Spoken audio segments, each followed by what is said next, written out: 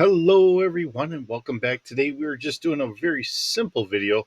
We're actually looking at some shuttle blueprints that I had found many years ago uh, for Star Trek here. So, going all the way back to the NX class now, before I forget and my mind gets kind of fragmented here, the art from this is by Owen Outen, copyright as of 2013. So he's the one that did the artwork originally. We also have designs by Matt Jefferson, Rick Sternbach, and Doug Dexter. Um, we also have some stuff courtesy by Void, Brian or Lee, Brandon, and John Fleming. So, they're the ones that have done this. I found this many years ago. One of the things I kind of use a little bit here and there for role playing games whenever we do Star Trek.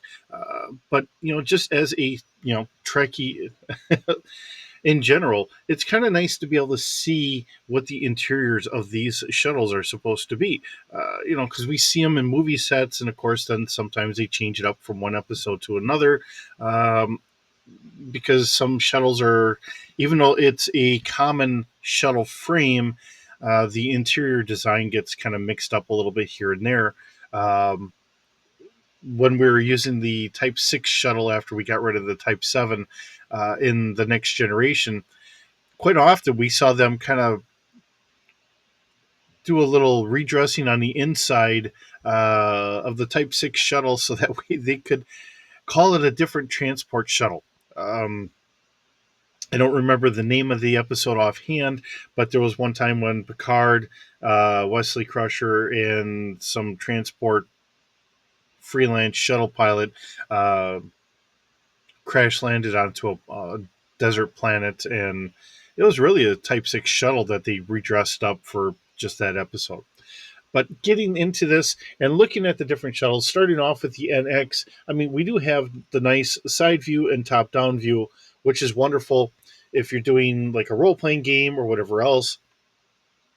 And if you really wanted to, you could almost uh, put this into like a paint and kind of copy them so that way you can get three sides. And then you have a little box for your shuttle to go back and forth or whatever. But when we have the blueprint, and then you can blow that up, and it's going to be very grainy. I get that, but we could actually put our you know minifigures on there, denoting that they're in certain positions. So the nice thing is they do have this all kind of nicely laid out here. So we start off with the NX, and you see you have your pilot's seat as well as your two standard kind of uh, passengers, and then we do have seating in the back for an additional four personnel. So it gives us the ability to actually put in our mind the actual picture of what that's all supposed to encompass. And then of course we have that back wall, which is where it's got the electronics for everything else that they need to work on, as well as stuff is underneath the flooring. Same thing with the Class F. You have your pilot, co-pilot. The navigation is sitting right in between the seats, and then we see that it's got the five extra seats in there. Um, I do want to see that there is a slightly larger version of this, where instead of just having five, I think it's actually got seven. But it still has in the back a refresher, some mechanical stuff, and the so on and so forth there, to be able to manage this in flight if you have some issues, which is kind of nicely done to be able to sit there and say, yes, you can work on your shuttle in flight, much like you do most of your starships. And then we get to the Type 5. Now, this is what we get to see in the movie era. So I don't know if it was Leonard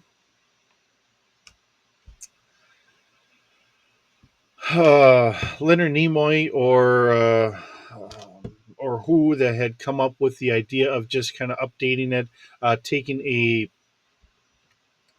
in some regards, the Type 6, which they were already starting to use in the next generation, but then kind of simple it out a little bit more for the movie series. Especially seeing that this really was shown predominantly in the Final Frontier. So you have kind of a subwall here, and then you have a row of seats, enough for maybe about 10 people. And of course, in the movie, that's where they're kind of William Shatner really like the 45. So we get the Type 2 phaser where they can actually eject the battery magazine, put it in there, and it has more of a military ish feel to the whole system. Uh, so it's kind of nice in that regard. And then we get to the Type 6, which is the second shuttle that we really got out of the next generation. It was kind of nice and small. The funny thing is, if we really look good at the shuttle, the interior, I believe, was something that they could just pick up and move because that front looks like it was always meant to be able to be shoved back inside. Or it is very possible that they had two different sets, one that they wheeled out and extended so that way it was a prop that they could sit down, and another one that they actually used to go in and out of for their interior shots, or a combination thereof, depending on what they were doing. With the front and the back being somewhat separable, um, they could always have like a green screen, blue screen, whatever in front, and then film having the camera being able to get in there. So it kind of adds a little bit of a flexibility to be able to cheat and get the shots you're looking for. Then we have the Type 7, which is a shuttle that we had seen initially in Star Trek. And the nice thing is here we have a wider shuttle. You have your pilot, co-pilot. You have some room there. This is a big callback to the type or the Class F, but in some regards, this would be almost like an executive shuttle or like an admiral's shuttle or something like that. Something if you're trying to use the shuttle for um, diplomatic, procedures or whatever. You have that extra room, a little bit of extra luxury there to be able to kind of woo other dignitaries and so on and so forth, and kind of going from there. And want to point out also in the Type 6 and Type 7, the round discs, we start seeing the transporter pads, albeit initially it was kind of done as more of emergency transporter pads, but later on we started to see them getting used a little bit more often as shuttlecraft get to be a little less as just from a van to transport people back and forth to a small ship in its own right, and then we're starting to use them on a more consistent basis. So, and making them their own ships. So then we get down, and we also have the standard elevation view for the Type 8. So, really, a kind of redress of the Type 6 as they're advancing things up a little bit. Um, and really, I think this comes around towards the next generation's movie era, um, and a little bit of maybe uh, Voyager. I think initially for Voyager they had a couple of these, changing things up so it's got a little bit of different look as we progress in this series and as time goes by. But there again, it's got pretty much the same internal layout as the Type 6. It's just a little extra redress on the outside. Uh, let's see, Type 6 having enough room for about seven, and here we have room for eight. Whatever the little spot there is on the six, I'm going to say it's a possibility for like a little porta toilet or something like that. I'm throwing that out there.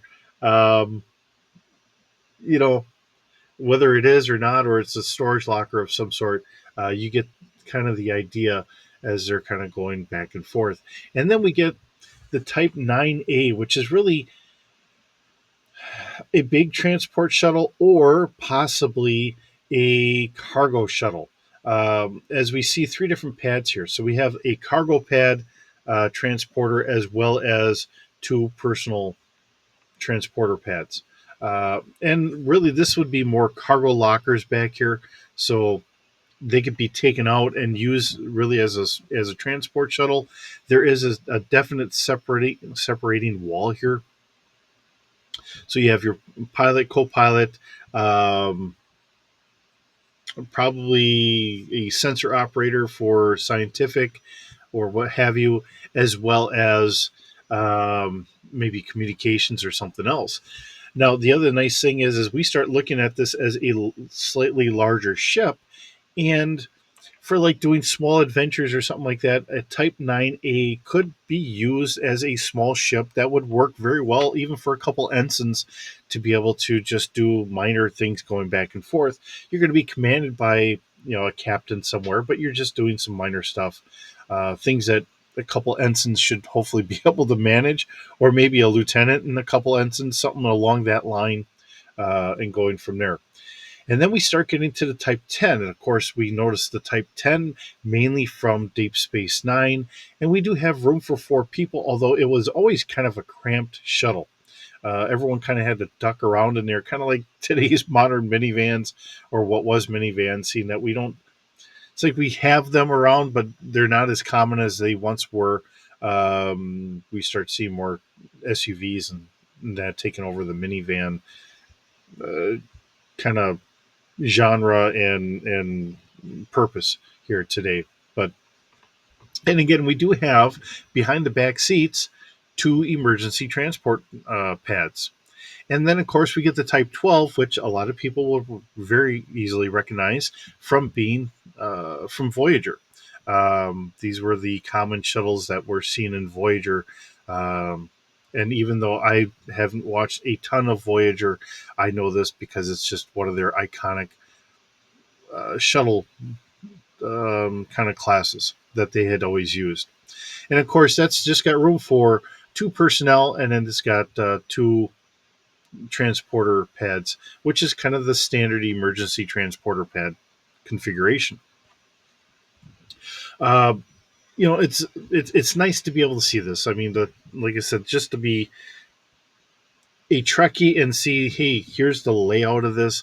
I always love trying to find deck plans and all that for the different ships. I think it's always neat and interesting when we see some of these, how people have actually come up with the idea of we need to have this here and that there, everything from environmental, medical, and all that stuff. Things that sometimes I don't even think about in role playing games because I'm just sitting there thinking of the standard whatever. I don't think of it always in the guise of what does it actually take to run a town, which is really what you're doing on board a starship, especially a exploratory ship, something akin to what today's aircraft carrier is. It has to be a self-contained living city. When we're talking about a small shuttle like this, it's just a road trip adventure or whatever, and we're just kind of going from point A to point B. And you can kind of argue that a little bit for like patrol vessels, but when you're talking about a ship that's going to be out and about in the galaxy for a couple of years, it's a little bit more of a living city, and it has to be able to operate, everything down to haircuts to dental to all the things that normally happen. Where, like I'm saying here, having a shuttle going from point A to point B, hey, you have something along the way. You're hoping that wherever your destination is, you have all those services there to be able to take care of whatever you can't do on board your ship. So it's more of a car travel than it really is a living city. So um, I will get this posted up here. So by the time you see this video, it should already be posted up in our posts. So if you want to download it and just kind of look it over, blow it up, and do whatever you want to do, have fun with this. This is a fun thing. Um, I kind of dropped the ball on doing uh, stats for a ship tier today. We'll get back on track for next week. So I do apologize for that, but here we are. With that being said, thank you so very much for joining me today. It's always wonderful having you here. I hope you're doing well, and I will see you in the next video.